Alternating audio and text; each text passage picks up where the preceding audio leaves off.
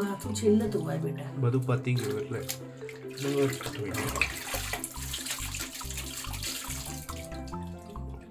બોલમાં પાણી ના નાખે.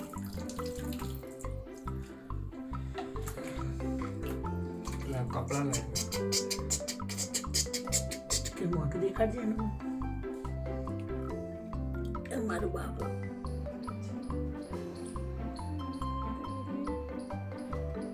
तुझे कितना प्यार करे.